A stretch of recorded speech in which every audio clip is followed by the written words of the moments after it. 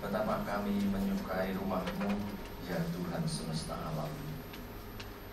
Jiwa kami hancur karena merindukan pelataran-pelataran hadirat-Mu.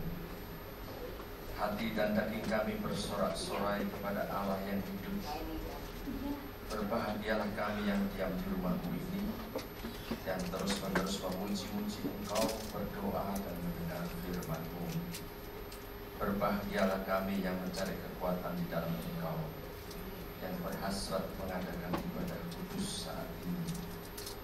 Kami merasa makin lama makin kuat saat menghadap Allah yang dahsyat di rumah-Mu ini, sebab lebih baik 1 hari di pelataran hadirat-Mu daripada 1000 hari di tempat lain.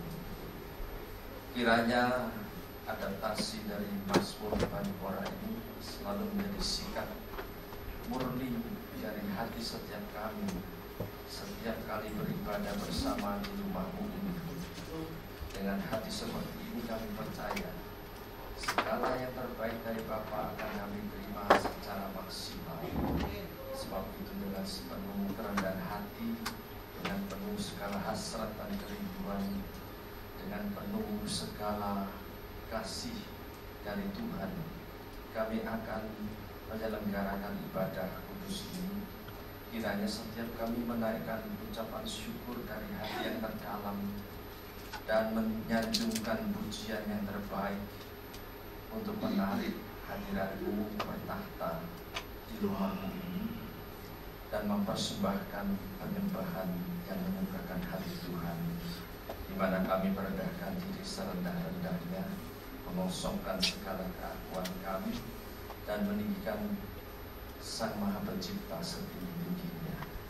Lengkapi para hamba-hamba-Mu dengan kuasa dari tempat yang maha tinggi, supaya mereka menjadi saluran untuk menyatakan keberadaan-Mu, menyatakan pribadi-Mu, menyatakan kasih-Mu, menyatakan kuasa-Mu, menyatakan firman-Mu. Dan kiranya setiap umat-Mu, dari yang kecil yang paling rendah sampai yang paling lanjut usia, semuanya dijamah oleh Tuhan dan ada perubahan yang permanen. Kami angkat hati kami siap melakukan ibadah ini di dalam nama Tuhan Yesus Kristus. Amin.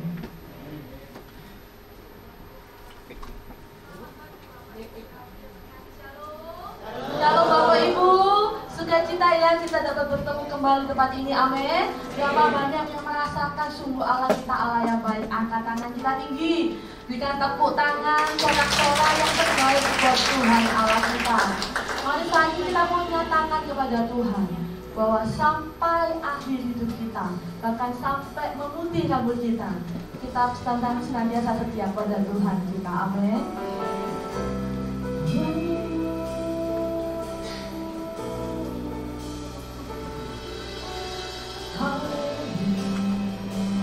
Dan mengucap syukur Tuhan, sungguh Engkau Allah yang baik.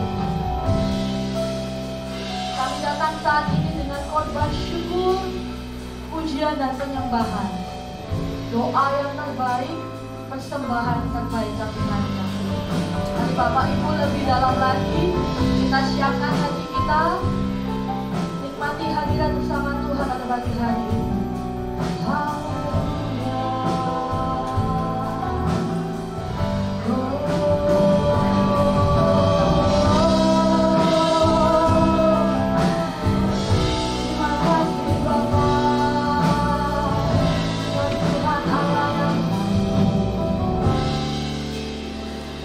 Sampai akhir ku menutup mata, ku tetap setia menanti janji-Mu,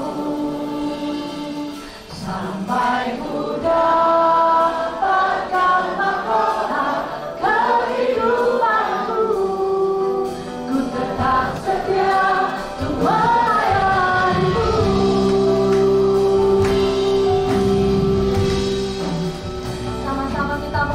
Kepada Tuhan, ini janji kami Bapa, seperti wanita, seperti wanita mengurapimu, menangis di bawah kakimu.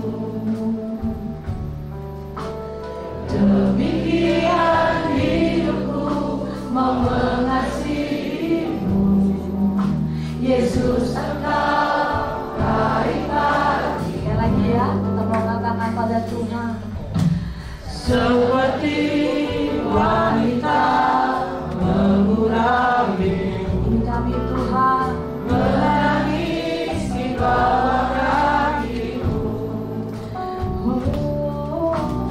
Demikian hidupku mau mengasihimu, Yesus Engkau. Siapa yang sepakat dengan saya? Angkat tangan kita tinggi sampai akhir. Ku menutup mata, ku tetap setia menanti janjimu, sampai ku dapatkan mahkota kehidupanku. Ku tetap setia melayanimu sampai akhir, sampai akhir. Ku menutup mata, ku tetap setia menanti janjimu, sampai ku dapatkan mahkota kehidupan. Kami Tuhan, ku tetap setia melayanimu. Lebih semua lagi, katakan kepada Tuhan, ini kami Bapa. Seperti wanita mengurapi, Engkau lihat hati kami Yesus, menangis di bawah kakimu.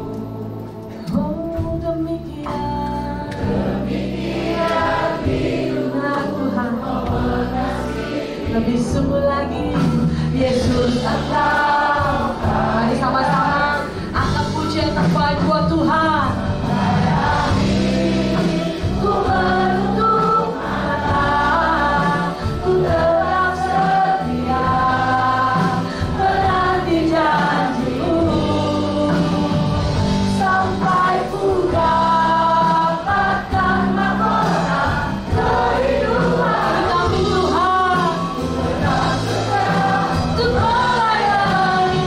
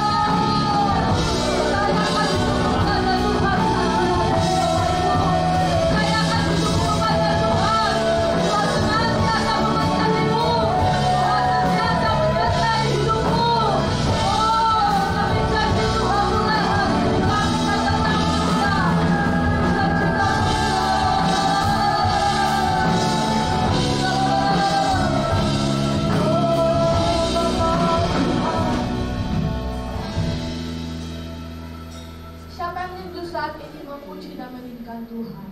Mari saya undang semuanya, kita mau sama-sama berdiri Bapak Ibu. Mari persembahkan pujian terbaik untuk Tuhan pada pagi hari ini. Tinggikan dan muliakan Tuhan dengan segala pujian yang kita naikkan.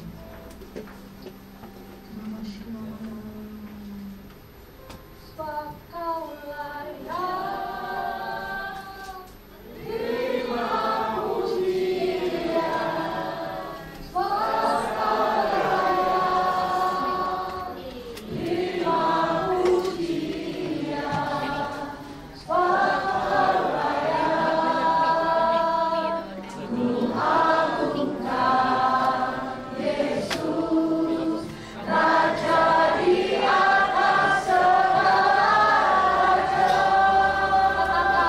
Sebab Kau layak terima pujian. Sebab Kau layak terima pujian. Sebab Kau layak ku agungkan Yesus Raja, Raja di atas segala raja.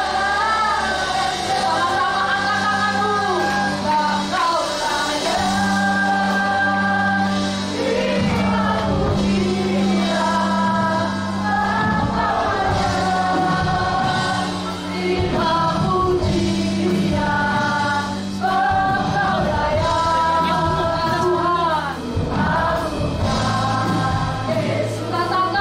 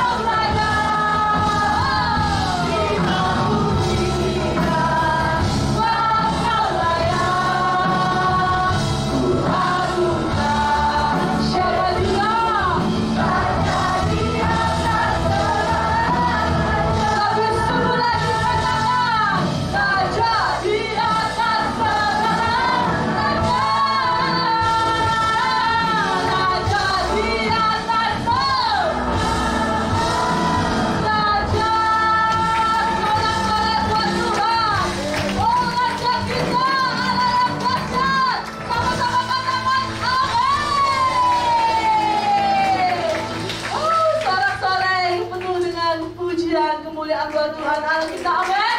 Kita tepuk tangan doa yang terbaik buat Tuhan. Siapa yang ingin komentari buat Tuhan pada pagi hari ini, angkat tanganmu. Berikan sorak-sorai sekali lagi dong buat Tuhan Allah kita.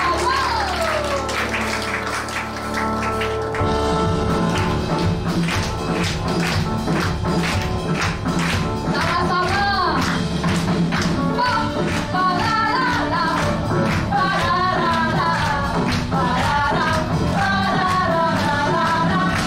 Para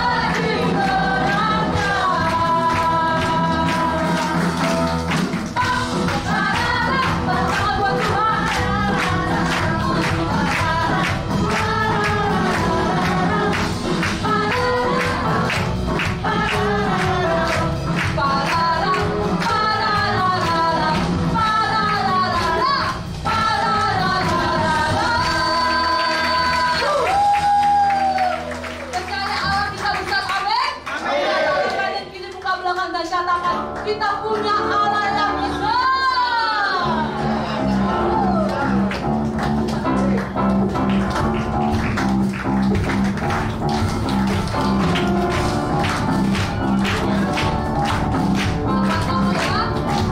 Allah kita, Allah mana yang besar seperti Allah kita, Allah mana yang dahsyat seperti Allah yang kuat, Dia kuat, Dia kuasa,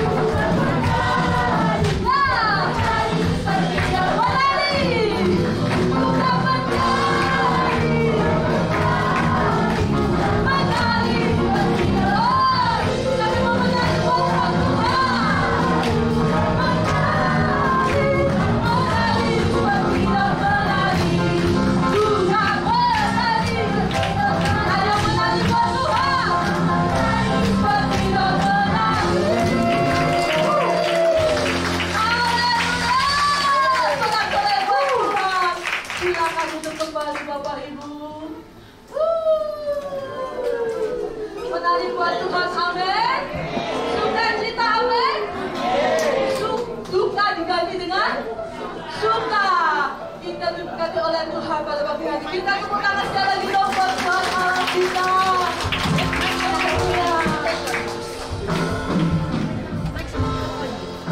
Adalah kesempatan hidup ini untuk melayani Tuhan.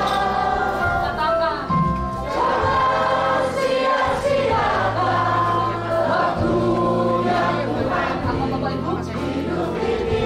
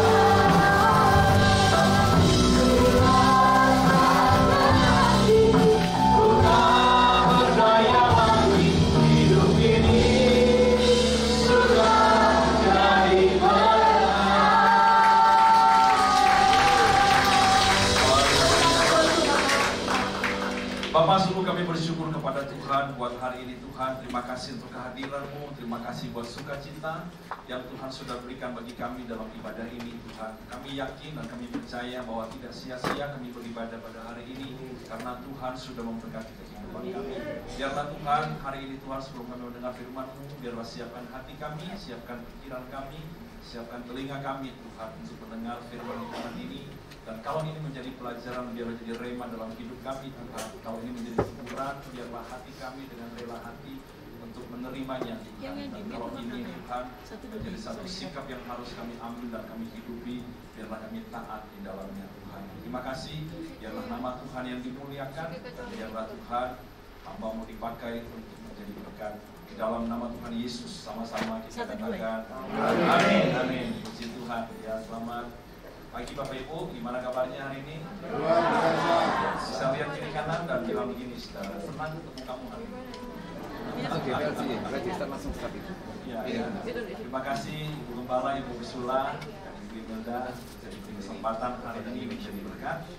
Saudara, hari ini izinkan saya menyampaikan satu kebenaran firman Tuhan yang saya beri judul tentang victory, saudara. Saudara mungkin sering kali dengar kata ini, yaitu tentang kata kemenangan. Bisa ditampilkan aja tentang victory. Ya mungkin saudara selalu berpikir, oh kalau bicara kemenangan berarti bicara tentang apa yang kita buat, apa yang kita lakukan, bagaimana kita bisa menghadapi A, bagaimana kita bisa menghadapi B. Ya, tetapi saudara, saya ingin beritahu kepada saudara bahwa kemenangan di Alkitab tidak pernah menuliskan tentang kemenangan kita. Ya, kemenangan di Alkitab tidak pernah menuliskan tentang kemenangan kita lebih dulu. Tetapi kemenangan yang diberikan oleh Alkitab kepada kita adalah kemenangan Kristus lebih dulu. Dan kemudian diberikannya kepada kita.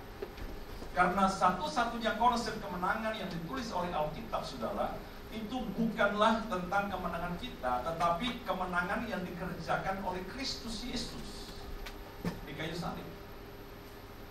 Dan itulah satu-satunya konsep kemenangan, saudara. Jadi kalau kita berkata, Pak, saya kok bisa menang dalam hidup saya ini? Itu semua karena Kristus yang sudah menang memberikan kemenangan itu kepada kita. Ya. Nah, kalau Anda baca, saudara, di dalam Roma pasal yang ke-8, ya, Roma pasal yang ke-8 ayat 34 sampai dengan 37. Coba Anda perhatikan di sini. Kristus Yesus yang telah mati, bahkan lebih lagi yang telah bangkit, yang juga duduk di sebelah kanan Allah, yang malah menjadi pembela bagi kita. Siapakah yang akan memisahkan kita dari kasih Kristus? Penindasan, kesesakan, aniaya, kelaparan, ketelanjangan, atau bahaya, atau pedang? Seperti ada tertulis, oleh karena engkau kami ada dalam bahaya maut sepanjang hari. Kami telah dianggap sebagai domba-domba sembelihan. Tetapi yuk sama-sama, tetapi dalam semuanya itu kita lebih daripada orang-orang yang menang oleh Dia yang telah mengasihi kita. Nah, Paulus berkata bahwa kadang-kadang kita menghadapi aniaya, kadang-kadang kita menghadapi penderitaan, kadang-kadang kita menghadapi pergumulan di saudaraku dalam kehidupan kita. Tetapi saudara, kita bisa mengatasi semuanya ini, bahkan kita bisa memenangkan pergumulan kita oleh karena Kristus yang sudah menang ini, dan oleh Dialah saudara kita bisa menang. Ya. Jadi saudara, kalau saudara menghadapi satu persoalan, jangan Anda hadapi sendiri tanpa melibatkan Tuhan. Karena kemenangan itu adalah miliknya Tuhan dan diberikannya kepada kita. Nah, banyak orang andalkan kekuatannya untuk menghadapi persoalannya dan menyingkirkan Tuhan, saudaraku, dan dia menghadapi sendiri. Anda tidak akan pernah bisa menang. Karena Alkitab tidak pernah mencatat, saudara, bahwa kita ini adalah orang yang menang lebih dulu. Dan Kristus hanya sebagai support. Tidak. Kristus adalah kemenangan mutlak. Dan kemenangan itu diberikan kepada kita. Jadi kalau kita menang dengan persoalan kita, kita berkata, oleh karena Kristus yang sudah menang mendampingi saya, maka saya bisa mengatasi persoalan saya. Amin. Amin. Suatu kali saudara, saya menonton sebuah film, dan film ini berjudul Society of the Snow. Kalau Anda tanya, Pak nontonnya di mana? Itu ada logo merah di sana, Anda pasti tahu. Nah, ini adalah film dokumenter. Artinya apa? Film ini dibuat berdasarkan kisah nyata. Dan lokasi syutingnya itu mengambil tempat di lokasi yang sebenarnya, saudara. Jadi ceritanya begini, saudara. Tahun 1972 ada satu tim Ruby dari Papua, ya, itu terbang menuju ke sebuah negara namanya Chile. Nah, saudara tahu, bersama dengan kru pesawat dan pilot ada 43 orang, saudara. Nah, biasanya lintasan mereka kalau terbang dari antar negara, mereka melewati namanya pegunungan Andes. Nah, pegunungan Andes ini adalah pegunungan yang bersalju dan banyak sekali, saudara, gunung-gunung salju dan semua putih. Dan biasanya itu sangat berbahaya bagi penerbangan. Anda tahu 1972 berarti saya belum lahir. Ya, karena saya lahir tahun 73, saudara. Jadi Anda tahu teknologi yang ada pada saat itu, saudara, ya pasti sangat minim. Dan terjadilah, saudara, mereka nabrak gunung es dan pesawat itu terbelah jadi 3, bagian ekor, bagian tengah, bagian kepala, saudara. Ya, penumpang pada terlempar keluar dari 43, saudara, yang ada di dalam pesawat. Mereka akhirnya mendarat, saudara, dan bukan mendarat, crash, jatuh, terbelah menjadi 3. Yang sisa cuma 33. Ya, ada yang luka, ada yang tertusuk besi, ada yang sekarat, ada yang patah tulang, saudara. Ya, dan itu terjadi dalam sekejap. Nah, saudara, mereka bingung dan mereka berharap ada pertolongan. Dan memang radar menyatakan bahwa mereka hilang. Mereka menunggu 1 hari, 2 hari, 3 hari, tidak ada pertolongan. Yang sekarat mati, saudara. Hari ke-6, saudara, mereka coba mencari pertolongan dan mereka menemukan ada satu radio yang bisa mereka dengarkan apa yang terjadi di negara mereka dalam masa pencarian mereka, saudara. Mereka dengarkan tiap hari dan saudara tahu hari ke-6, saudara, berita di radio menyatakan tim SAR menghentikan pencarian. Karena dianggap bahwa tidak ada tanda-tanda kehidupan, tidak ditemukan apapun sinyal untuk menemukan lokasi pesawat. Dan biasanya menurut pengalaman, semua pesawat yang jatuhnya di pegunungan Andes tidak ada yang selamat. Mereka dengar itu, saudara, orang-orang yang masih hidup ini nangis, teriak, kami masih hidup, kok berhenti pencarian ini? Akhirnya, saudara, mereka bertahan hidup, saudara, yang mulai berusaha bertahan, yang sekarat, yang patah tulang, dirawat apa adanya, dingin, badai menyerang mereka, dan satu-satu mati. Ya, satu persatu mati, paling tinggal sekitar 20 orang saja, saudara. 10 hari berlalu, 20 hari berlalu, tidak ada tanda-tanda pertolongan. Mereka minum dari salju yang dicairkan, saudaraku, dan saudara tahu, ketika makanan sudah habis, mereka bingung mau makan apa, saudara. Akhirnya ada seorang yang tiba-tiba berdiri dari kabin pesawat itu yang mereka tempat mereka berlindung. Dia ambil potongan kaca dan dia pergi keluar, saudara. Ya, dia menghampiri tumpukan mayat yang ada di situ dan dia mulai potong dagingnya dan dia mulai makan, saudara. Ya. Dan dia itu hidup, saudara. Orang-orang bilang, loh itu kan saudara kita, itu kan orang yang kita kenal. Kenapa kamu makan? Dia bilang, apakah kita akan mati di sini? Apa yang kita bisa makan? Akhirnya, saudara, satu persatu mengikuti jejaknya sambil membawa potongan kaca. Mereka duduk di situ sambil kedinginan. Mereka potong jenazah itu dan mereka makan, saudara. Dan tidak usah karena dingin. Ya, hari demi hari mereka makan mayat, hari demi hari mereka makan mayat. 20 hari berlalu, 30 hari berlalu, 40 hari berlalu, 1 bulan lebih, saudara. Akhirnya mereka berusaha mencari pertolongan, tetap tidak berhasil. Dan saudara, ada satu kisah dramatis di sana. Ada 3 orang sahabat. Ya, ada satu sahabat ini terluka parah, saudara. Ya, dia patah tulang, kemudian matanya buta karena kena badai salju.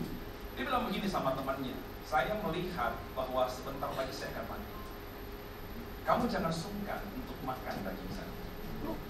Saudara, 2 sahabat ini nangis, saudara. Enggak, kamu tidak akan mati. Tetap yakinlah, kita pasti bisa hidup.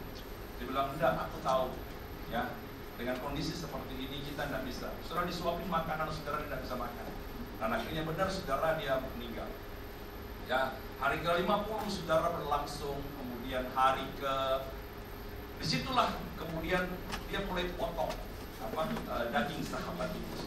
Dia makan sambil nangis karena tidak lagi makanan. Di hari ke-60 saudara, mereka harus mengais-ngais tulang-tulang dari orang-orang yang meninggal itu karena sudah tidak ada daging lagi. Mereka kumpulkan semuanya dan ada 3 orang berkata begini, daripada kita mati di sini, kita cari pertolongan. Mereka bertiga naik saudara, berangkat dengan membawa bekal yang ada. Mereka naik ke atas saudara. Mereka sampai di pegunungan Andes itu, di puncaknya, langsung mereka lemas. Kenapa saudara? Karena sepanjang mata memandang, putih semua. Tidak ada dataran hijau sama sekali. Yang satu bilang begini, gimana ini? Kita pulang? Tapi yang satu bilang, enggak, kita lurus aja, terus aja. Saya yakin di bawah sana, kan sudah naik saudara. Jadi jatuhnya itu di lembah. Mereka naik ke atas, dia mau turun di seberang. Itu loh saudara. Saya yakin kalau kita turun di sana, ada dataran yang tidak ada salju, kita bisa hidup di sana. Tapi kita buka bekal saudara, hanya tahan 10 hari. Kalau kita makan bertiga, kemungkinan 6 hari. Ya sudah, saya pulang aja saudara. Setelah waktu itu yang hidup cuma tinggal 12 orang. Ya, 12 orang saudara. Yang satu pulang, 10 di pesawat, ya, di bangkai pesawat. 2 ini cari pertolongan saudara. Mereka jalan 10 hari saudara. Kena badai segala macam, pertaruhkan nyawa. Yang di sana nggak bisa hubungin. Mati apa hidup, gak ada yang tahu. Putus komunikasi saudara. Saudara tahu di hari ke-70, 2 bulan lebih, ya mereka sampai di sebuah dataran rendah, tidak ada salju. Mereka ketemu sungai, dan saudara, dan mereka ketemu pemukiman. Orang bilang, kamu siapa? Saya adalah yang 72 hari hilang. Kami masih hidup. Wah saudara, hidup. Berita nasional semua mengabarkan bahwa ternyata pesawat yang jatuh 72 hari yang lalu, para penumpangnya masih ada yang hidup. Sampai ke Uruguay, saudara, pemerintahan Chile semua mengerahkan semua tim kesehatan, tim SAR mencari, dan juga wartawan diwawancara. Ada berapa lagi? Ada 10 lagi, saudara. Setelah mereka dijemput, saudara. Waduh, saudara, itu momen yang paling dramatis, saudara. Ya, mereka pikir mereka sudah mati. Tapi ditolong, saudara. Ketika mereka sampai di Santiago, kembali ke negara mereka, semua penduduk keluar, saudara. Semua orang keluar. Ya, dan kemudian waktu mereka jalan, saudara, sambil mereka muncul di kepala mereka di mobil, semua tepuk tangan, saudara. Mereka bilang begini, hidup pahlawan Andes, hidup pejuang kehidupan, hebat kalian, orang paling tabah, orang paling kuat. Mereka tepuk tangan, saudara. 12 orang ini hanya melihat kiri kanan, saudara, dan mereka merasa seperti mati yang kembali hidup. Ada satu narasi, saudara, ada satu narasi yang mengena di hati saya ketika saya nonton film ini. Narasi itu bilang begini, saudara. Ditulis oleh salah satu penumpang yang selamat. Dia bilang begini, ketika kami sampai di sini, orang-orang pada keluar, orang-orang mengeluh-elukan kami. Mereka tepuk tangan dan menyebut kami pahlawan. Mereka tepuk tangan dan menyebut kami orang yang hebat. Tapi mereka tidak pernah tahu bahwa kami ini sama sekali bukan pahlawan. Karena kami hidup oleh karena kami sudah makan daging temannya. Tiba-tiba saudara, saya nonton itu, seolah-olah Roh Kudus ngomong di hati saya. Kamu lihat kan?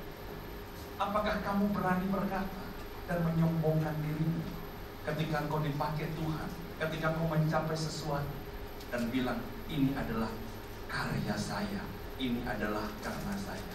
Bukankah engkau hidup karena Kristus yang sudah mati? Itu benar banget di hati saya. Siapa kita yang bisa berkata, aku sudah berhasil nih, aku sudah mencapai sesuatu? Kalau tidak ada kematian Kristus, kalau kita tidak makan tubuh dan minum darah, hidup tanah. Saudara, itulah sebabnya saya mau bilang sama saudara, satu-satunya konsep di Alkitab yang mengajar kita tentang kemenangan adalah bersandarlah pada kemenangan Kristus. maka engkau akan menjadi orang-orang yang lebih dari pemenang. Jangan pernah buang Tuhanmu, jangan pernah singkirkan Yesus itu, jangan pernah abaikan salib. Karena tanpa salib, saudara, tidak pernah ada kehidupan bagi kita. Amin, saudara. Nah, saya menemukan ada 3 hal, saudara, apa yang dimenangkan Tuhan, yang tidak bisa dimenangkan oleh kita, tetapi itu diberikannya kepada kita. Ya, saya menemukan yang pertama adalah, ya dibantu aja, kemenangan atas iblis, saudara. Coba Anda lihat, ini adalah terjemahan dalam bahasa Indonesia sehari-hari. Ya, saya pikir akan lebih gampang lah, saudara, ya, akan lebih gampang. Dahulu kalian sudah mati secara rohani karena kalian berdosa. Dan karena kalian tidak disunat secara lahir, tetapi sekarang Allah menghidupkan kalian bersama-sama dengan Kristus. Allah sudah mengampuni segala dosa kita dan membatalkan surat hutang terhadap kita yang mengancam kita dengan syarat-syarat yang berat. Dengan menyalibkan surat itu pada kayu salib, Allah menghapuskan semua dakwaan terhadap kita. Yuk sama-sama 15. Pada salib itu, Kristus membuat segala roh-roh yang memerintah dan berkuasa menjadi tidak berdaya lagi. Mereka dijadikan tontonan umum pada waktu Kristus menggiring mereka sebagai tawanan dalam pawai kemenangannya. Sebab itu janganlah membiarkan orang menyalahkan kalian mengenai makanan atau minuman, atau mengenai hari-hari raya keagamaan, atau perayaan-perayaan bulan baru, ataupun mengenai hari Sabat. Anda lihat, saudara, ya dikatakan apa? Bahwa karya salib Kristus itu sudah mengalahkan si jahat. Ya, bahkan dikatakan pada salib itu yang menjadi lambang penderitaan Kristus justru menjadi sebuah pameran kemenangan, saudara. Dan dia berkata apa, saudara? Untuk membuat segala roh yang memerintah dan berkuasa tidak berdaya dan dijadikan tontonan umum. Saudara, tidak ada manusia yang bisa menang lawan iblis tanpa Kristus. Kita tidak akan pernah bisa menang dengan tipu dayanya. Anda hidup mau berapa tahun? Yang paling tua pun, saudara, di dunia ini paling cuma 120 tahun. Sangat jarang, saudara. Iblis umurnya berapa? Ribuan tahun. Kita tidak mungkin bisa menang, saudara. Makanya saya mau bilang sama saudara, kalau iblis menuduh saudara, kau tidak layak. Iblis menuduh saudara, kau tidak punya potensi. Iblis menuduh saudara, lihat rumah tanggamu. Iblis menuduh saudara, lihat engkau bukan mama yang baik, engkau bukan papa yang baik. Saudara harus bilang, saudara, semua kekurangan saya sudah diampuni oleh Tuhan. Semua kekurangan saya sudah diterima sama Tuhan. Jangan pernah, saudara, mau mendengarkan semua dakwaan-dakwaan setan, karena dia adalah oknum yang sudah dikalahkan. Anda bisa dikalahkan ketika saudara mengabaikan Kristus. Tapi siapa yang ada di dalam Kristus? Sebenarnya, saudara, Kristus telah memberikan kemenangan itu kepada kita. Ya, mungkin dia berkata, saudara, engkau tidak berguna. Kita bilang, aku ini berguna bagi Tuhan. Engkau murah, engkau tidak layak. Aku ini layak, aku berharga bagi Tuhan. Nah, saya menemukan, saudara, ada satu video animasi, ya, yang menggambarkan bagaimana iblis dikalahkan di kayu salib. Saudara, video ini adalah video dengan royalti tentu saja. Ya, itulah sebabnya ada merek gereja di bawahnya, tapi gerejanya di Singapura. Ya, gereja itu bernama New Creation Church. Beberapa tahun yang lalu, saudara, dia pendetanya lagi merenungkan tentang salib Tuhan. Terus dia berpikir begini, saudara, apa sih yang terjadi jam 12 sampai jam 3 ketika kegelapan menutupi bumi? Ya, saudara, karena di situ terjadi gempa bumi, saudara. Apa ya? Kalau yang lain tercatat, tapi kalau jam 12 sampai jam 3 hanya dituliskan kegelapan menutupi bumi. Tapi apa yang sedang terjadi di dalam alam rohani? Dan saudara, seolah-olah dia mendapatkan satu inspirasi, dan dia bilang begini kepada salah seorang animator Hollywood. Ya, dia bilang begini, tolong buatkan saya film animasi yang menggambarkan apa yang terjadi jam 12 sampai jam 3 sehingga terjadi gempa bumi dan tirai bait Tuhan. Saudara, video ini adalah sebuah gambaran, saudara, ya, yang ingin diceritakan kepada kita apa sih yang terjadi jam 12 sampai jam 3. Ini tidak ada terjemahan, tapi dikit kata-kata. Saya akan terjemahkan dulu semuanya. Ya silakan dibantu, suaranya dibutuhkan.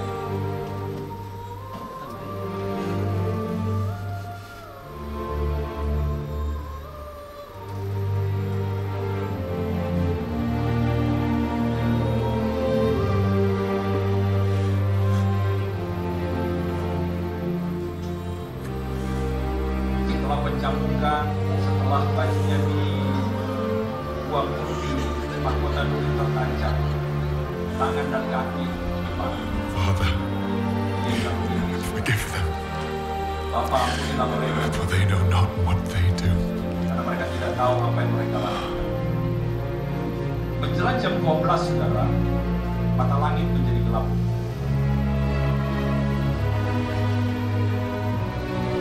Dan inilah yang terjadi selama 3 jam.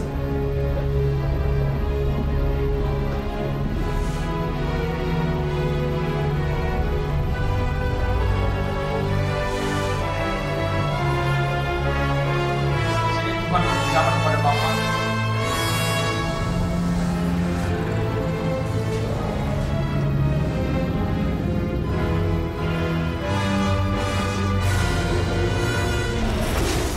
Dosa, penghakiman, kutuk, sakit penyakit, maut. Dalam alam rohani, semua pekerjaan iblis. My God, why have you forsaken me? Bapakku, mengapa Engkau meninggalkan aku? Dia benar-benar menjadi domba semuanya. Dan semua dosa umat manusia dituntut oleh setan, dimasukkan, dihukumkan kepada Kristus. Dosa kita yang ditanggung kata Yesaya, sakit penyakit kita yang ditanggung. Dia menerima penghukuman, dia menerima kutuk.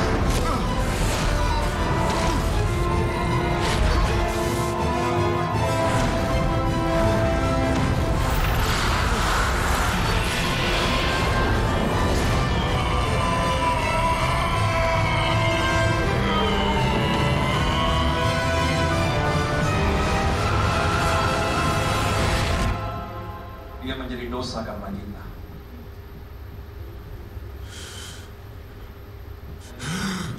Finished! Jam 3 dia berkata, sudah selesai. Selesai. Disinilah konflik terjadi. Tirai baju suci terbelah. Jam 3 kembali terang.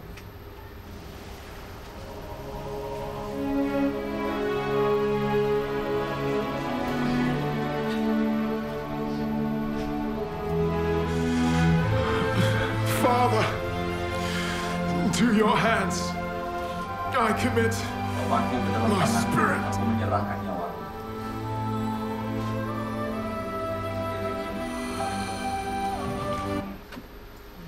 Anda terharu melihat karya Kristus bagi kita. Setelah saya nonton film ini puluhan kali, saudara, selalu ada rasa getar di hati saya. Saya nggak mungkin bisa menang lawan ini. Saya nggak mungkin bisa menang lawan setan dan kematian maut. Saya nggak mungkin bisa menang lawan sang penyakit. Tapi Kristus sudah menanggungnya di kayu salib. Dan kemenangan yang dia terima di salib, dia berikan kepada kita. Oleh bilur-bilurnya, kamu sudah selamat. Tidak ada lagi kutuk. Di dalam dia, hidup kita bisa diberkati. Amin. Kemenangan atas iblis tidak pernah bisa dikerjakan oleh manusia. Itulah sebabnya dia mengerjakannya bagi kita. Jadi jangan pernah saudara mau dibohongi sama setan. Amin. Ya. Yang kedua saudara, apa yang tidak bisa kita menangkan tetapi bisa dimenangkan oleh Kristus dan diberikannya kepada kita. Kemenangan atas dunia. Dalam Yohanes 16 ayat 33 dan kemudian 1 Yohanes 5 ayat 5, Anda perlu lihat penulisnya sama tetapi berbeda masa. Yohanes adalah Injil.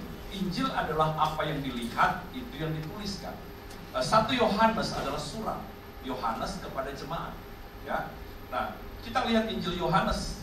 Semuanya itu kukatakan kepadamu supaya kamu beroleh damai sejahtera dalam aku.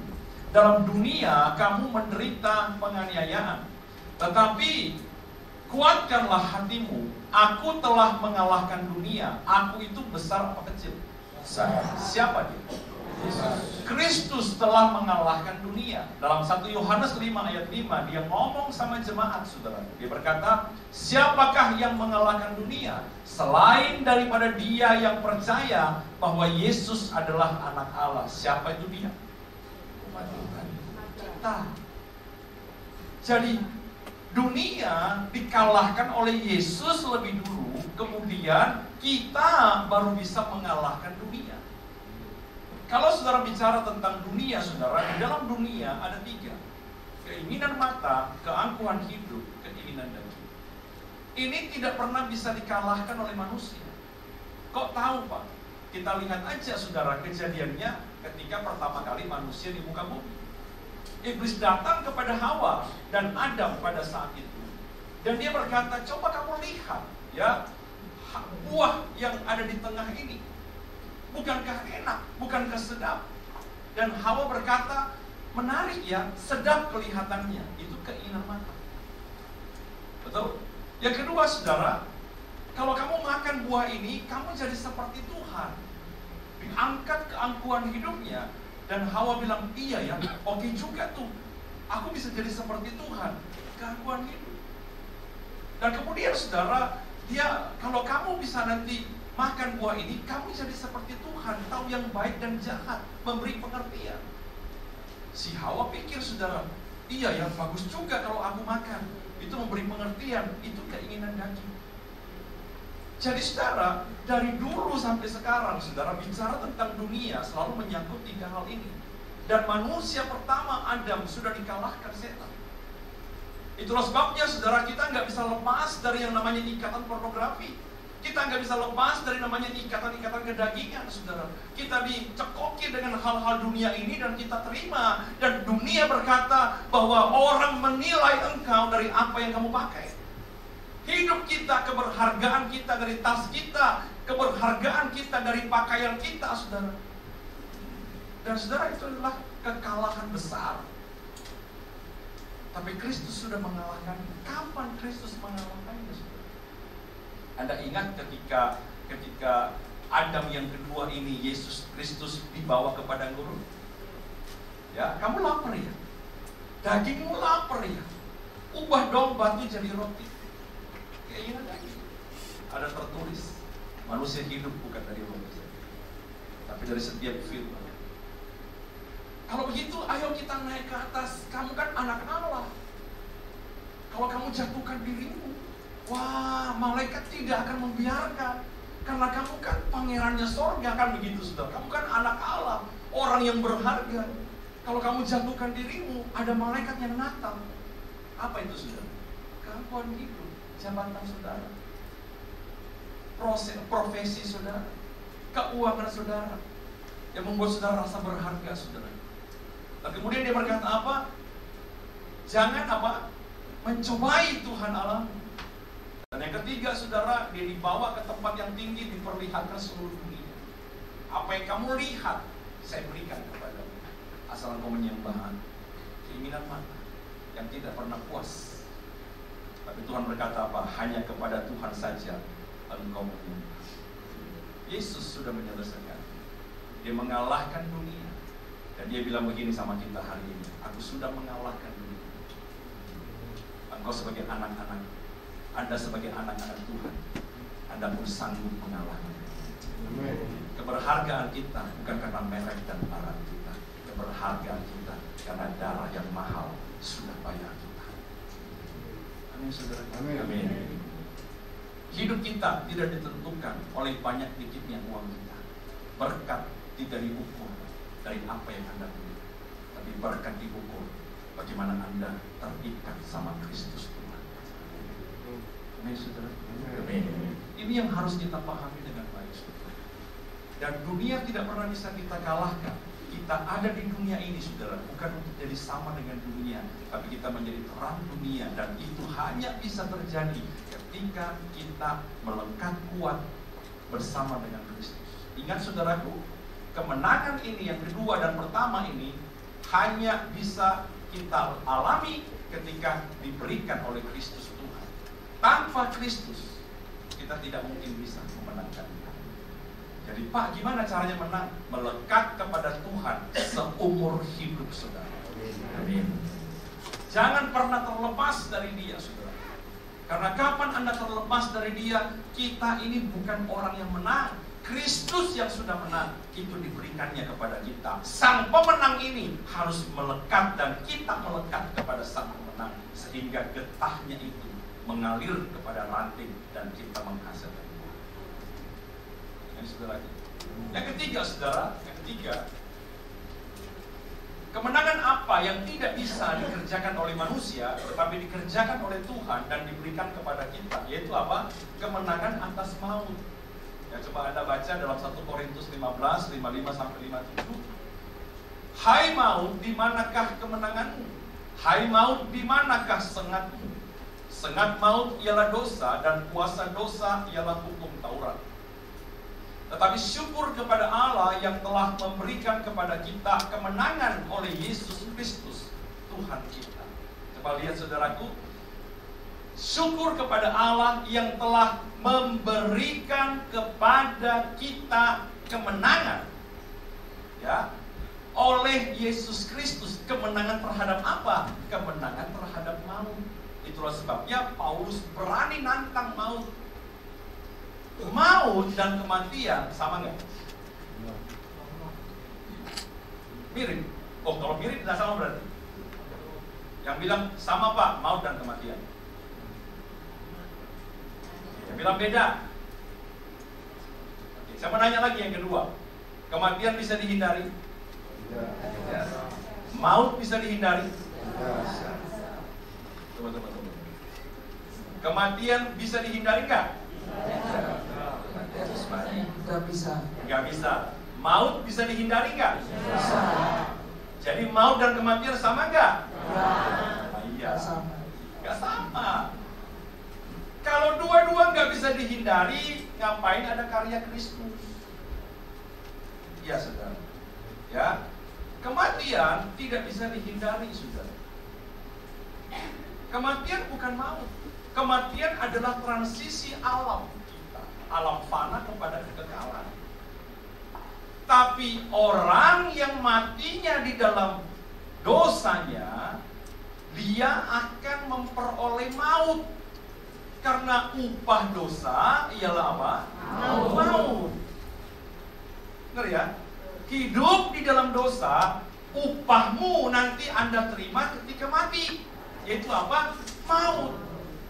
Tapi kalau saudara di dalam hidup ini Anda hidup di dalam Kristus yang sudah menang atas maut, nanti ketika mati, saudara, kita tidak lagi mati di dalam maut, tapi kita mati di dalam hidup.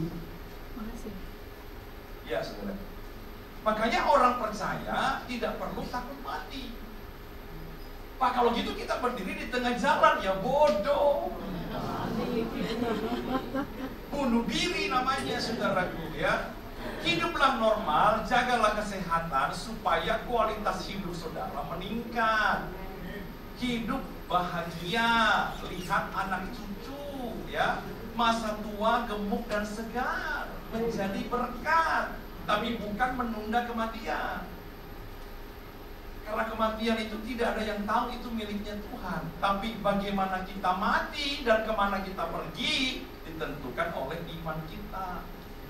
Telah tersedia sebuah jaminan, saudaraku, bahwa maut sudah dibayar sama Tuhan, sudah dikalahkan, saudaraku. Makanya Paulus berkata, di mana sengatmu maut? Kalau aku mati hari ini, maut tidak berkuasa lagi. Karena loh, kamu gak berdosa, dosaku sudah dibayar. Kebayang gak, saudara? Kalau Anda mengabaikan Kristus, Anda melepaskan Tuhan, maka kematian menjadi bagian kita sekaligus berisikan maut di dalamnya. Kalau saya suruh Anda pilih, Anda mau lahir 2 kali, mati sekali, atau lahir sekali, mati 2 kali. Pilih mana? 1 apa 2? Ulang lagi ya. Ulang lagi ya. Anda mau pilih mana? Nomor 1, lahir 2 kali, mati sekali. Atau nomor 2, lahir sekali, mati 2 kali. 1. Yang pilih nomor 2. Gak apa-apa, kan pendapat saudara. Pilih tidak apa-apa. Yang pilih nomor 2. Nomor 2 itu apa, Pak? Nomor 2 itu lahirnya 2 kali. Lahirnya sekali, matinya 2 kali. Yang pilih nomor 2? Oh, ada ya? Ada 1, ya ada 2. Kenapa Anda pilih banyak nomor 1? Iya, Pak, soalnya Pak, aku nggak suka banyak mati. Nah, ya kan? Terus ngerti artinya? Gak ngerti, Pak, yang penting nggak mau banyak mati. Ya udah. Ya kadang-kadang benar juga, saudara, tebak-tebakan saudara. Saudara, orang yang lahirnya 2 kali, pertama lahir dari rahim ibunya. Lahir pertama secara jasmani. Ketika dia hidup sebagai manusia, dia harus mengalami kelahiran kedua, menerima Kristus sebagai juru selamatnya, yang disebut sebagai kelahiran baru. Kelahiran baru inilah yang memutuskan maut. Kelahiran baru inilah, saudara, yang mengizinkan Kristus sang pemenang maut ini berada di dalam kita. Dan kita berada di dalam Dia. Kita menemukan jalan, kita menemukan kebenaran, kita menemukan hidup.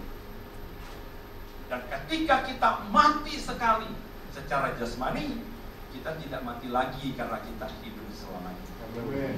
Tapi saudara, kalau saudara lahir secara jasmani sekali, dan saudara kita bebal, kita nggak mau terima Yesus, kita nggak mau percaya sama Tuhan, kita hanya sekedar Kristen, ibadah, kegiatan, tidak pernah lahir baru. Anda harus paham ya, Kristen itu harus lahir baru.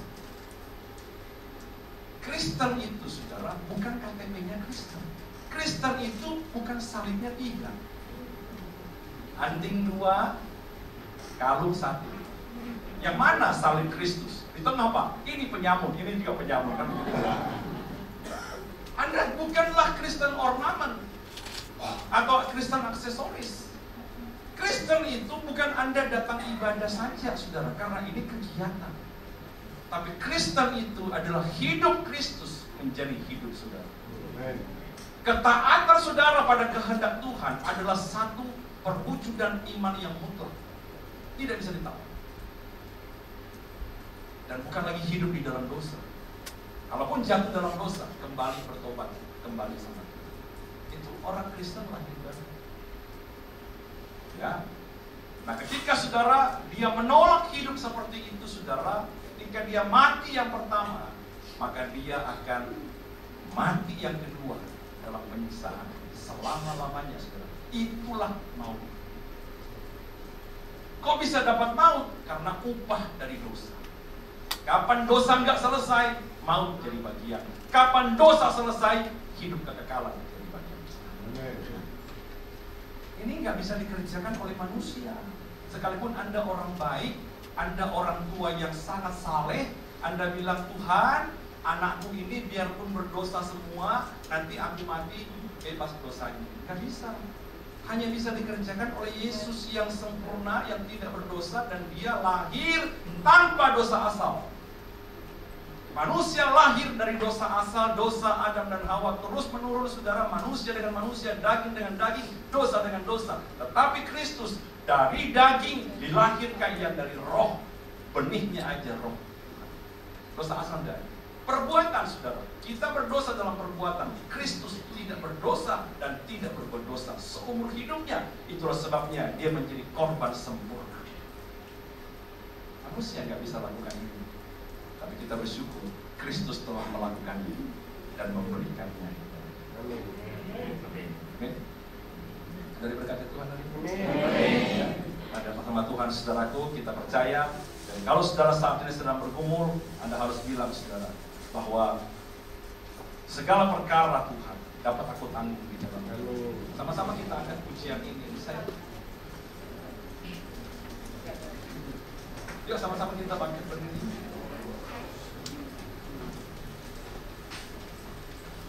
Saya percaya saudaraku bahwa segala perkara hanya bisa kita tanggung di dalam Tuhan. Jangan pernah abaikan Tuhan. Jangan pernah singkirkan Tuhan dari hidup saudara. Jangan pernah singkirkan Tuhan dari pekerjaan saudara, dari kehidupan saudara. Karena tanpa Kristus tidak ada kemenangan. Tapi kalau ada Kristus dalam hidup saudara dan saya, maka Anda jadi orang-orang lebih dari pemenang. Tapi kalau saudara sudah menang, ingatlah, Anda menang karena Anda bukanlah pahlawannya. Anda menang karena Kristus yang telah memberikannya. Supaya jangan ada orang sombong, jangan ada orang merendahkan orang lain, jangan ada orang yang merasa hidupnya hebat. Karena hidup ini adalah kasih karunia. Kita hidup karena telah makan daging dan minum darah. Kita hidup karena korban Kristus. Haleluya. Menolong yang selalu setia, memenuhi keperluanku, tak pernah yang mengecewakan. Yesusku tak pernah gagal. Segala perkara dapat ku tanggung di dalam Dia yang memberi kekuatan. Tuhan Yesus penolong dan sahabat. Tetap percaya Tuhan setia.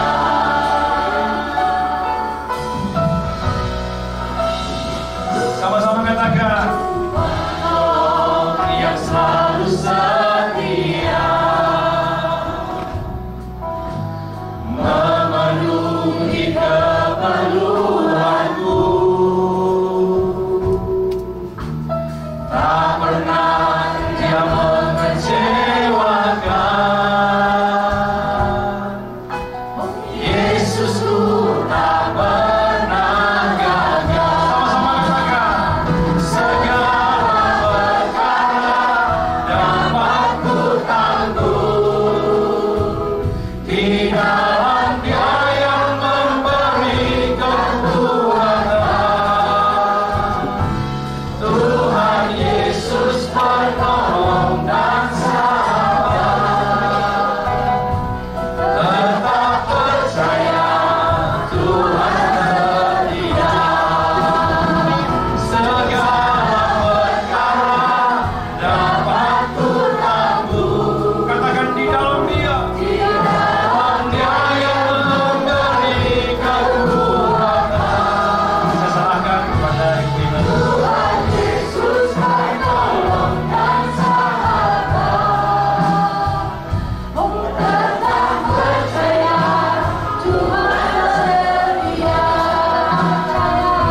Tetap percaya Tuhan setia. Tetap percaya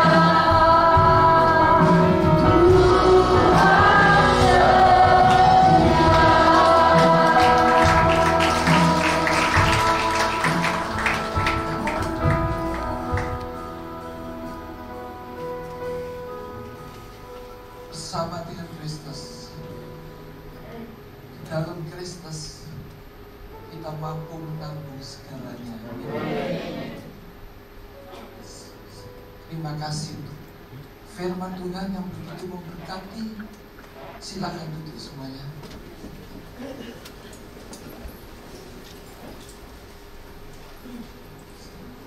Terima kasih untuk firman Tuhan-Nya yang begitu memberkati kita. Baru saja saya melayani seseorang yang justru rasanya mau bunuh diri itu, karena tidak terus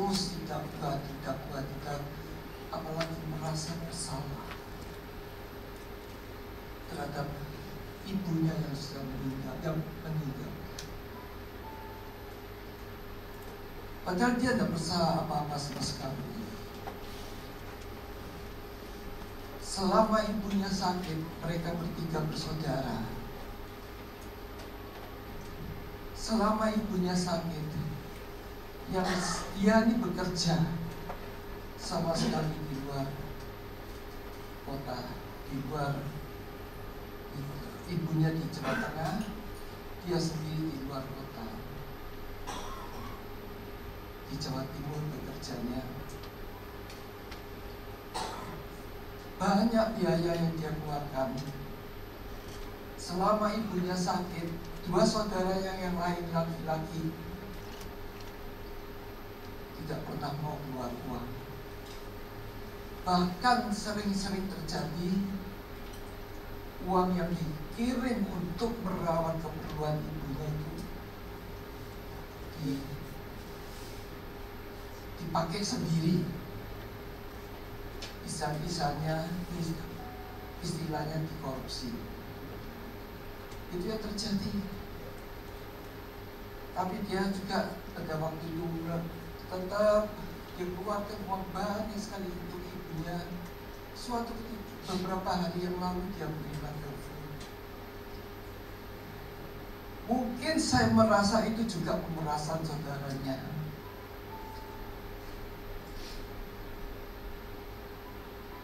Dia katakan, ibu mau masuk rumah sakit. Apa yang dari saudaranya bilang, ibu masuk rumah sakit. Dia cuma tanya, bagaimana keadaannya? Oh, enggak apa-apa, itu jawabannya. Kalau gitu, ini aja kan, obat masih tersedia banyak, infus masih ada, masih, obat masih ada, jatah darah masih ada, perlu darah kadang-kadang itu ada. Nah kalau gitu itu aja difungsikan dulu. Kalau toh ibu nanti masuk rumah sakit, biaya yang saya titipkan kamu masih ada, masih ada. Cukup untuk ibunya masuk rumah sakit. Dia cuma diminta advis, karena dijawab ibunya dalam badan nggak apa-apa. Semuanya. Akhirnya dia cuma bilang, nah kalau di rumah sakit siapa yang berani yang menjaga beliau di rumah sakit nanti? Ya nggak ada. Oh, kalau gitu ya jangan dibawa ke rumah sakit dulu kalau semuanya masih lengkap. Ada itu saja. Tapi setelah dia berkata begitu, beberapa jam kemudian ibunya menghembuskan nafas terakhir. Nah, apa yang terjadi? Dia merasa dia ditelepon, gara-gara kamu bilang tidak usah dimasukkan ke rumah sakit. Gara-gara kamu bilang dia tidak usah dimasukkan ke rumah sakit, dia meninggal.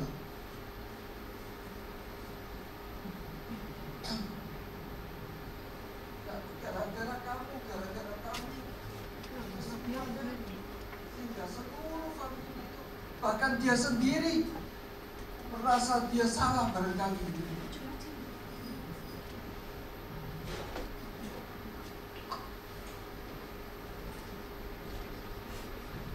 Akhirnya dia begitu merasa feel guilty, begitu terus dituduh, dipakai kesempatan untuk menuduh oleh saudara-saudaranya, sampai dia berusaha mau begitu. Saya bilang katakan, yang penting kamu memberitahu, tapi kamu waktu memberitahu tidak punya motivasi supaya ibunya lebih cepat mati. Yang penting motivasi hati. Jangan pernah kamu merasa bersalah. Ingat, iblis adalah pendakwah, raja pendakwah. Ini dipakai kesempatan oleh iblis, sehingga anak ini mau lari, mau bunuh diri, mau apa, mau minum bacon, mau minum apa. Suatu ketika Anda akan mengalami hal seperti itu. Lawan iblis, seperti tadi firman Tuhan yang diberitakan. Hai iblis, kau tidak ada sungguhnya lagi. Kau sudah dikalahkan oleh segala dakwaanku, segala rasa dosaku, segala dosaku sudah ditanggung oleh Tuhan di kayu salib. Kau tidak berdaya sama sekali terhadap kami, umat Tuhan. Karena dunia tadi 1 Yohanes 5 ayat 5 dikatakan dunia sudah kita kalahkan. Amin. Jangan mau dikalahkan oleh iblis, perkataan iblis seperti itu. Ingat, iblis tadi dikatakan jauh lebih pintar dari kita. Kadang-kadang iblis tidak berkata semudah itu dakwaan. Oh, Tuhan Yesus saja diberani kok dia bilang, jika kau menyembah aku seluruh dunia tak berikan dia. Nah, itu juga termasuk dakwaan iblis. Kamu tidak punya uang, kamu lagi butuh uang, ibumu lagi sakit, kamu bisa korupsi sekarang, kamu bisa menguntungi majikanmu. Ayo, untung mana? Tidak apa-apa. Om ini motivasi hatimu benar. Itu benar enggak? Benar enggak? Katakanlah lawan iblis dengan iman selalu, dengan firman selalu. Hai iblis, sungutmu sudah tidak ada. Engkau sudah dikalahkan. Aku sudah mengalahkan kamu karena aku adalah anak Tuhan. Amin. Kemenangan sudah diberikan kepada aku. Bahkan aku adalah lebih daripada pemenang. Selama banyak hal. Misalnya aja, ada cewek cantik. Gak apa-apa lah, orang lagi guyonan aja gak apa-apa. Saya mau tanya, apakah guyonan aja mas? Kalau guyonannya itu dia punya maksud lain, maaf, punya nafsu, iblis akan mengatakan kepada dia, guyonan aja gak apa-apa. Yang penting kau tidak bersetubuh. Mungkin iblis dalam hal itu. Amin. Katakan, hai iblis, kau sudah dikalahkan. Banyak hal. Dia adalah si pendakwa. Tapi pendakwanya bukan seperti itu aja. Bahkan bohong putih pun termasuk dosa. Saya bohong demi kepentingan supaya semuanya damai. Ya, gimana ya? Itu juga termasuk dosa.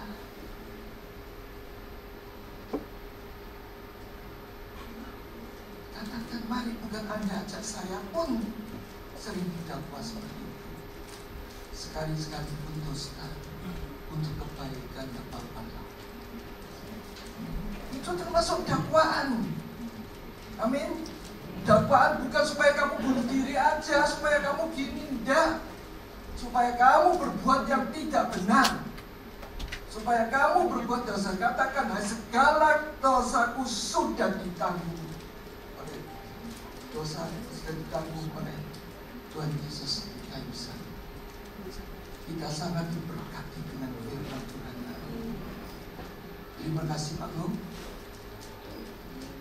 Sekali lagi Tuhan, terima kasih untuk bahan firman. Kami percaya firman-Mu akan jadi berkat dan kekuatan bagi kami. Dan Roh Kudus akan senantiasa menghidupkan firman-Mu ini. Bahkan akan menolong kami untuk lebih memahami kebenaran firman ini. Dan menolong kami untuk menjadikan firman ini rema di dalam kehidupan kami. Berkatilah hamba-Mu yang sedang Kau pakai di dalam roh ini. Pakailah dia makin hari makin bertambah. Berkati pelayanannya, berkati keluarganya. tiba saatnya kami memberikan yang terbaik bagi-Mu ya Tuhan. Kami tidak mau memberikan yang kurang kepadamu, tapi kami akan memberikan yang terbaik. Kau tidak melihat jumlahnya, tapi Kau melihat ketulusan hati kami. Berkati tangan-tangan yang sudah memberikan, kembalikannya berlipat ganda dalam nama Tuhan Yesus. Amin. Mari saja kita memberikan persembahan Bapak Ibu, kita memberikan persembahan.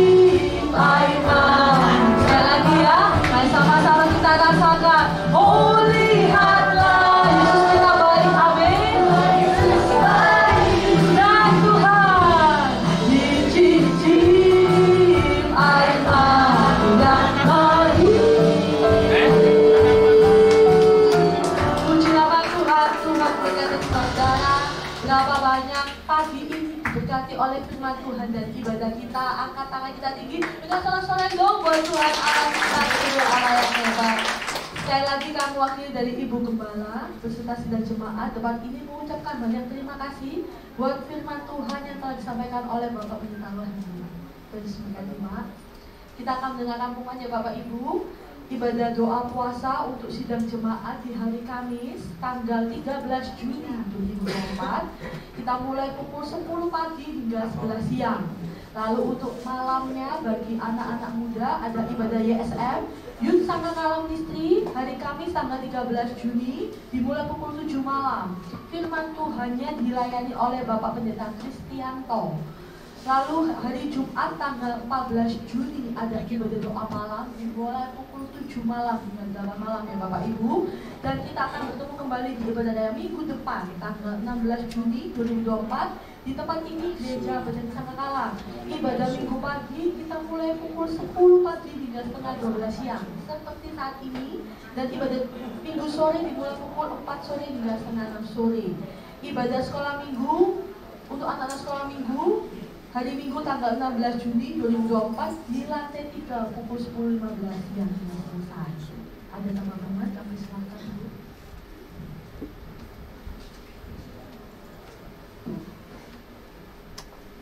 Nanti ada latihan drama. Jadi yang ikut melayani jangan pulang dulu. Tuhan Yesus memberkati. Ingatlah kita lebih daripada pemenang, jangan putus asa. Karena Tuhan Yesus sudah menang. Amin. Mari kita berdiri, kita mohon doa berkat.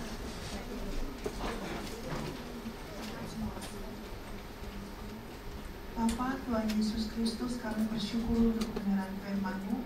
Kami percaya firman-Mu akan menjadi berkat dan kekuatan bagi kami. Dan Roh Kudus akan menolong kami untuk lebih memahami kebenaran firman Tuhan. Kami mengampuni yang bersalah kepada kami minta ampun untuk dosa hujat kami, darah Yesus minta membersihkannya.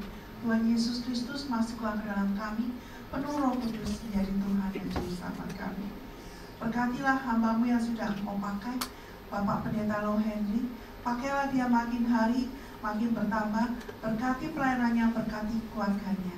Jamalah yang sedang sakit Tuhan, mohon api Tuhan membakar seluruh iblis dan pengikutnya, sakit penyakit dan kelemahan pada kami semua.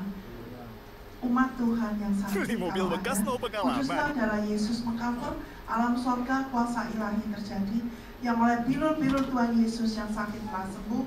Tuhan berikan kekuatan dan kesehatan yang sempurna bagi kami semua. Bangkitkanlah semangat dari mereka yang sedang berputus asa dan berikan jalan keluar bagi setiap mereka yang sedang dalam masalah pergumulan. Dalam nama Yesus Tuhan, penuh berkat Tuhan pada kami dan hal kami. Terima kasih Tuhan, dalam nama Yesus Tuhan. Amin. Bapak Ibu itu kita lihat, menjadi salah kepada Selamat siang Bapak Ibu Saudara, sampai jumpa untuk ibadah minggu depan. Tuhan Yesus memberkati.